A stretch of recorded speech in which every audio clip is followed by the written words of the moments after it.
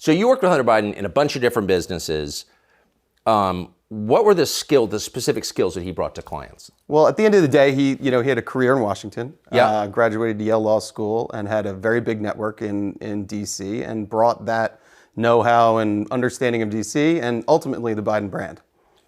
The know-how. So as far as I could tell, he wasn't doing legal work. Correct. He wasn't in the counsel's office at Burisma, right? No. So the network and the Biden brand sounds like the kind of key component of Absolutely, what he was bringing. Yep. Do you think that he would have been in those businesses, not having a business background, without his father being in a government position? It's hard to speculate in those regards. I mean, Yeah. I think when we initially met and he talked about his advisory business, his business that needed to transition from lobbying to advisory and the interest in private equity, it seemed like a new and interesting network for us to expand our business. Whether he could have, been in that position, it's hard for me to speculate. Right. But obviously, the brand of Biden, adds a lot of power when your dad's the vice president. For sure. And there was a time, maybe 10 years ago, when private equity, maybe like AI now, was just one of those terms people were throwing out. I'm in private equity. Right. But the mechanics, having done it, coming from a business background yourself, are kind of complex. Are Absolutely. they not? Absolutely. Yeah. No, it's a complex business. Takes years of training. But again, the initial idea around the business that they were going to provide, the government insight and an additional network to raise capital and then, deal with regulatory issues that you might have at the corporate level. Right. Regulatory issues. Exactly. Okay. So that would be more his area. That would be his space. Right. But did he have a sophisticated understanding of regulation, do you think? I think that he led a team that had a sophisticated. Okay, because I lived in Washington a long time, around a lot of regulation. Also, a very complex area. Absolutely.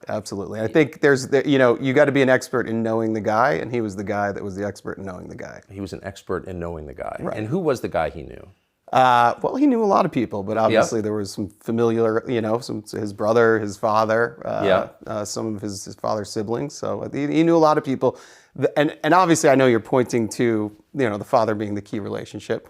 No, I'm just trying to get a sense of, Washington's not a money town. Right. People aren't in business in Washington for the most part, and most people don't have business skills that I noticed in 30 years of living there. So really the business of Washington is selling access. That's what it looked like to me. Yes. Not just Hunter Biden, but I think that's one of the core misconceptions. I mean, it seems like when understanding a regulatory environment means selling access at the end of the day. That's how I interpret it. And I think that's how most people in Wall Street, whether they admit it or not, interpret it. Yeah. So we've got a complex business that intersects with government. We need a guy who knows it. Right. How do I, deal with getting a guy a visa that needs to come over for a business deal? Right. Call our lobbyist that knows the guy in DHS or used to work in DHS or, in Customs and Border Patrol or the people at the embassy and state. They might be able to help. So there are very tactical elements that are regulatory and compliance and governance that you have to go through, and you got to know the guy that worked at the old agency that now has the lobbying firm that can go back to the agency and get things put to the front of the line. So the reason I'm asking this is because it's not to give the Bidens a pass, hardly, but when people say, well, there's some question about whether Hunter was trading on his father's name, if you live in Washington, that's the whole city right there. Right. I think you know the answer to that. At the end of the day, so he had the best advantage to do that because of where he was. And, we thought that when we went into business, this was a great opportunity for us. So I get it. And you're not the only one who did that. Right. There were a lot of Hunter businesses. Biden's not the only son of a famous government official who's done this, right? At all. But I just wonder, when you hear people say, well, it's kind of an open question.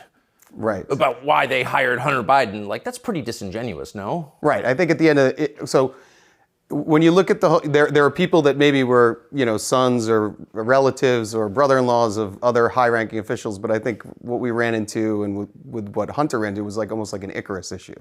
So he got it was too close to the sun. It was too good to be true, and the connections were too close and the scrutiny too much. Yes. And it ended up destroying, it left a wake of a lot of destruction in businesses over a number of years. So how many, it's been reported and you have said that there were occasions when Joe Biden would call in with clients present on a speakerphone. Right. How many times do you think that happened? I mean, over a 10-year partnership, I would, the number I'm going with is 20. That's probably the amount that I So a lot. kind of recall. Yeah, a lot, you could say. So Joe Biden, who's very much a product of Washington, of course must have known that he was calling in to effectively a business meeting that his son was having. I mean, he must have understood that was kind of what his son was selling. Well, that's hard for me to speculate on that. But I guess my question, just to keep it to the facts, Joe Biden, then the sitting vice president, knew that there were Hunter's business associates in the room. Yeah, I think I could definitively say at particular dinners or meetings, he knew there were business associates, and or if I was there, I was a business associate too. Yeah. So I think, or if any of the other colleagues from the DC office or the New York office were there. So yeah, at times there were. From the to be completely clear on the calls, I don't know if it was an orchestrated call in or not. It certainly was powerful though, because if you're sitting with a foreign business person and you hear the vice president's voice, that's prize enough. I mean, that's pretty impactful stuff for anyone in the world. It's been reported, and I know that it is true, that Hunter and his brother were very close to their dad. Absolutely. Which I think is great. Yep. I've got a lot of kids. I'm very close to them, talk to them every day. Yeah. Never called them on speaker during a business meeting. That's weird.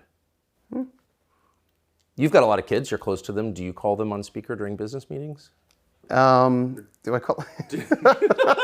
I mean, what is that? A grown man calling his dad on a speakerphone during a business meeting? Right. And to be clear, sometimes the call was coming in and the speaker would go on. So it's just the presence. You have to be. I mean, you understand DC, right? So the power to have that access and that conversation, and it's not in a scheduled conference call, and it's a part of your family. That's like the pinnacle of power in DC. 100%. I guess I'm pivoting against the lie that I'm hearing people tell with a straight face. Congressman Goldman, for example, that we don't really know what was going on. Really? You're taking a call from the vice president and you put it on speaker. It's not just, hey, Dad, I'm in a meeting with some buddies. Right. It's let me put my dad, the vice president, on speaker. Yeah. Yep. In the rear view, it's an abuse of soft power, I'd say. An abuse of soft power. Interesting. When did you meet Joe Biden?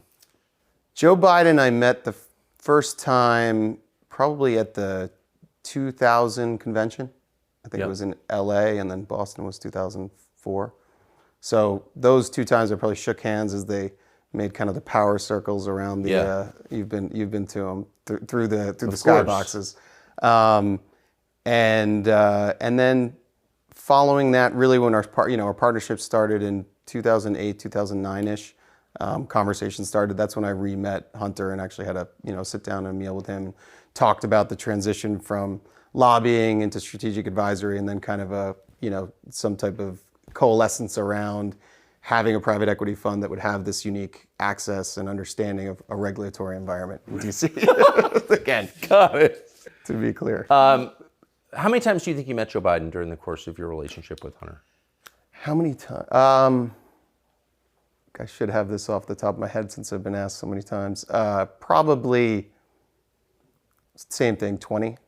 So I got one last question for you, and we'll do a much longer interview and get the entire story. But we found this letter, kind of amazing. It's from January 20th, 2011, which I think puts you in your late 30s, mid to late 30s. Right. Okay, so you're a younger man.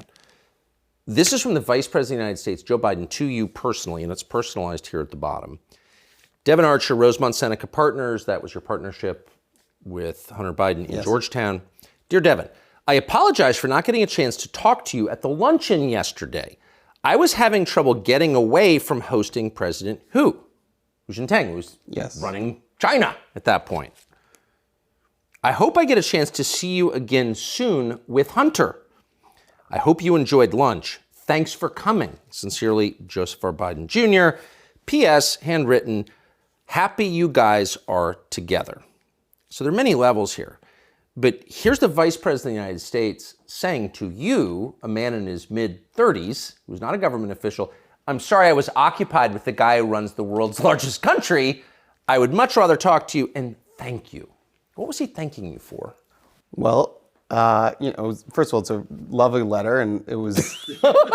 It's quite enthusiastic. It's a little weird, though, right? Yeah, well, it was kind of the beginning of our partnership, and he was thanking me and thanking Hunter, I think, at the end of the day, for bringing this idea of this government regulatory strategic advisory business into the private equity world. And I think he was excited about the prospects for Hunter, and he was just thanking me. I think it was a nice gesture.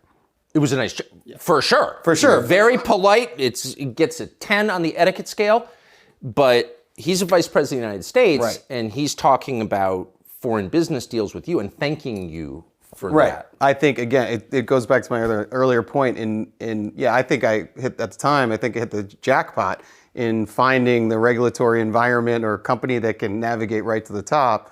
But, obviously, as time was told, being a little bit too close to the sun ends up burning you. For sure. And it did you, and Absolutely. you suffered greatly for it. And this is not a criticism of you. I would think as a business guy, you use every advantage. These are not business guys. This is the vice president of the United States. He's not allowed to be working on businesses with foreign governments while he's vice president, I don't think.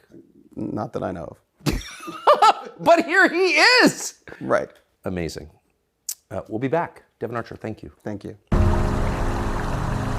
Younger people say the news is full of lies. In Kennedy's motorcade. 239 people. Cell death of Jeffrey Epstein.